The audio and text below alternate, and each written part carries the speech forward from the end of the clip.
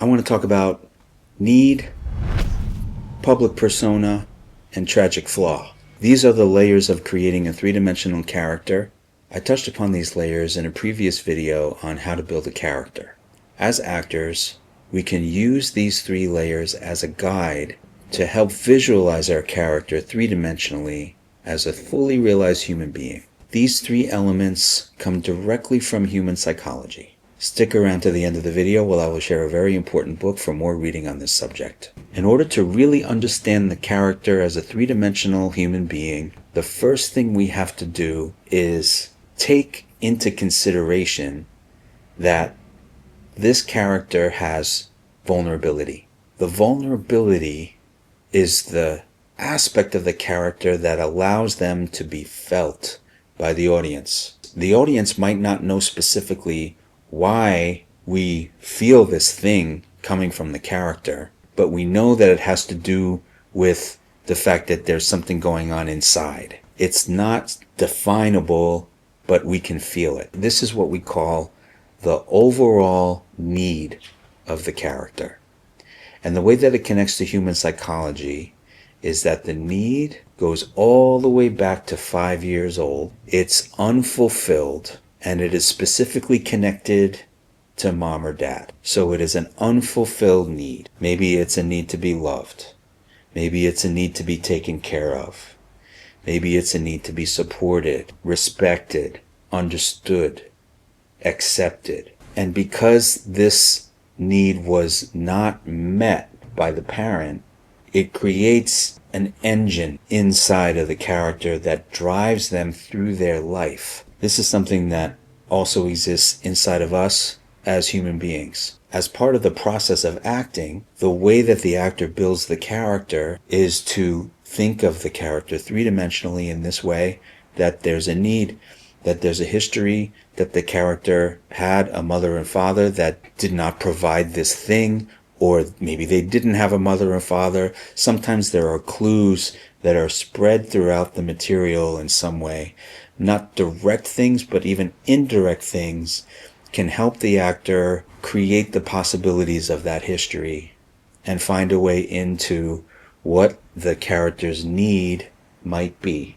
This is also something that is part of drama and part of writing and part of storytelling. The character exists for a reason, that the character is driven by something, that they're trying to find redemption, or they're trying to fight for justice, or they're trying to find truth, or they're trying to change their life, or they're trying to change the world in some way.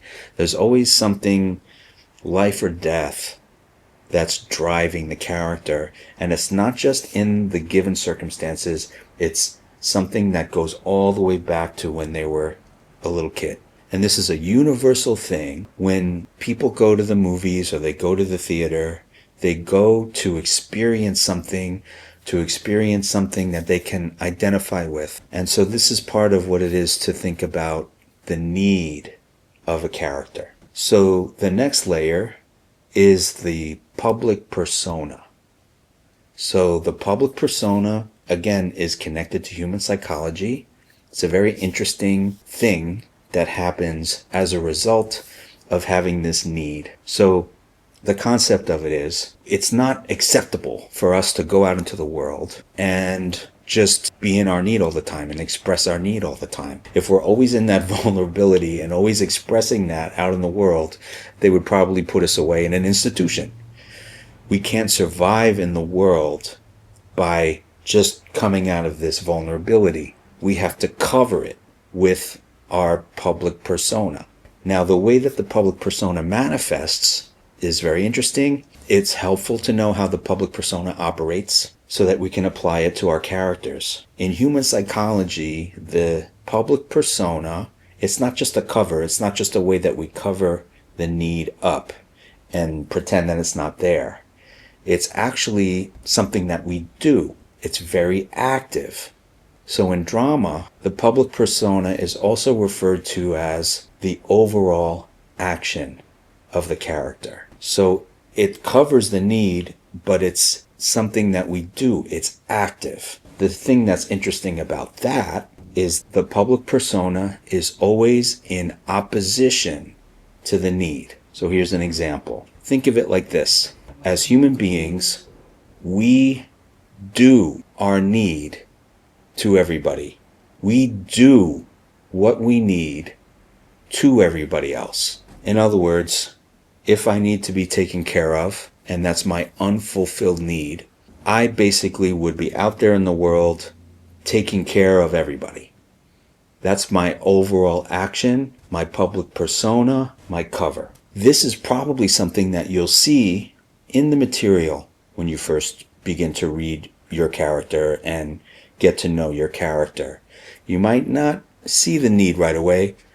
Maybe it's there, maybe it shows up in little bits and pieces, but the public persona is probably what you will see first. Now, the thing about the public persona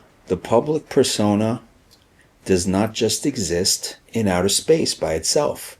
It is there because of the need. And that's very important to remember as an actor. If you're experiencing the character's public persona, you also have to be in touch with the vulnerability so that they can coexist and communicate with one another. And this is what makes acting a very interesting art form, because many times as human beings, when we're walking around out there in the world and just experiencing our lives, most of this is unconscious and is automatic, and we don't think about our need. We don't think about why these things happen. We don't think about, oh, I have to feel this underneath. It's a very interesting process when you begin to incorporate this stuff into the art form of acting. And it's one of the things that I believe make acting an important art form. Okay, the third layer then is the tragic flaw. So how does the tragic flaw come into this framework? You have the need, that's at the bottom, and that's constantly trying to be expressed. We cover it up with our public persona, so it creates a pressure cooker. The need's trying to constantly be expressed. We're covering it up all the time, and sometimes the pressure is too great, and we have shame about our need. We learn that our need is bad. We're not allowed to express it. So when it really needs to be expressed and we're at war with our public persona, instead of expressing it in a healthy way, which is what we should do, we go to something destructive. And that is the tragic flaw. The tragic flaw is the way in which the character participates in their need not getting met. Here's an example. I need love. Instead of allowing love into my life or accepting love, I will push people away. That's a tragic flaw.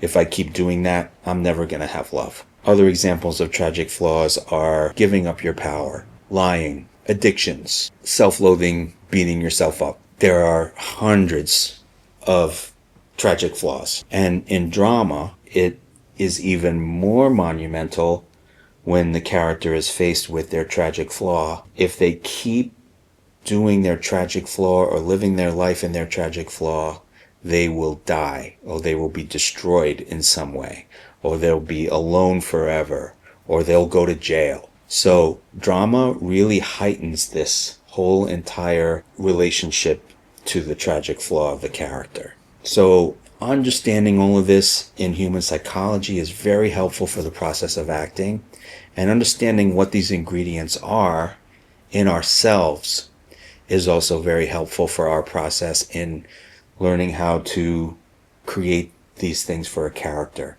So here's my book recommendation. It's not an acting book. It's a book on human psychology. It's called The Drama of the Gifted Child by Alice Miller. This is a profound little book, about 200 pages, that goes into this area of our childhood experiences. And when you bring it into your journey as an actor, all I can tell you is it is extremely valuable. I highly recommend it. If you enjoyed this video, please give it a like and consider subscribing for more videos like this one. Go to the description below for links to my website as well as my free weekly newsletter. Thanks for watching, and see you on the next one.